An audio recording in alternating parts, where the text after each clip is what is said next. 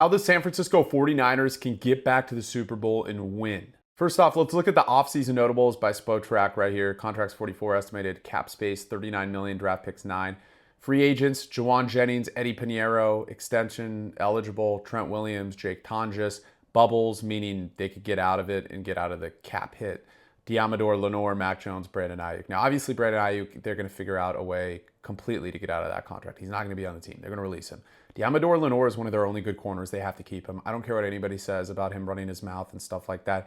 He's an elite corner. And if they get a better pass rush, he will look even better. And he didn't even allow many yards to opposing receivers all year. Mac Jones, that's a trade candidate because they need to get more draft picks because they have no depth on their roster because they traded so many picks for Trey Lance and because they've missed on so many picks over the past few years. So I think they actually need to trade Mac Jones and get a second round pick. Someone will give you that. As for the free agents, Eddie Pinheiro. If they give Jauan Jennings $20 million a year, they deserve to lose for the next 10 years and never win a Super Bowl. He's slow. He runs a 5.40 probably. Yes, he's a good blocker, but $20 million a year for a guy who can't separate, by the way, and runs like a 5.0040. Come on, man. They can replace him so easily. I look at this in 2024 because 2025, I'm not going to make any, rash judgments on that draft class. It's still a little too early, but Ricky Pearsall can't stay healthy. Renardo Green, huge regression this year, but that's primarily because there's no pass rush. He'll look better with the pass rush.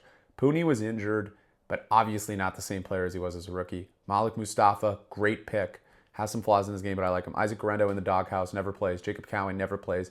Kingston, do I even have to say anything? Bethune, solid for a 7th rounder, but they haven't had a Pro Bowl pick in a long time. This is what I said on Axie. You guys should follow me there. How many picks did the 49ers actually hit on in the last 3 years? Jury's still out on Pooney and Green, who regressed badly this year. Stout looks elite, but that's the only real hit so far from that class. Watkins, James never played. Pearsall from 24, always injured. Bethune, solid, rest, mid. And don't even get me started on 2023. Jair Brown isn't even that good, and he was like the only okay pick from that draft. Here's a mock I did to immediately fix at least some holes on the 49ers if they don't go and spend and get Alec Pierce. Casey Concepcion at wide receiver. Josh Josephs in round 2 to play edge opposite Bryce Huff and Nick Bosa until Michael comes back healthy. Needing a tackle is going to be super important and a guard. I do that there with Parker and, of course, the Texas A&M guard. Pat Coogan, I think, is excellent. I think he can replace Brendel right away. They need a center. They got to draft one. Oscar Delp can block a little bit and can be a little bit of a vertical threat and can help while George Kittle and Jake Tonjes are recovering. Alan McManus, you get a backup quarterback in case you trade Mac Jones. And Trey Lance's brother is actually underrated as a receiver. I can see him going top 2 rounds. He's really good. They get an extra safety. This would be an A-plus draft.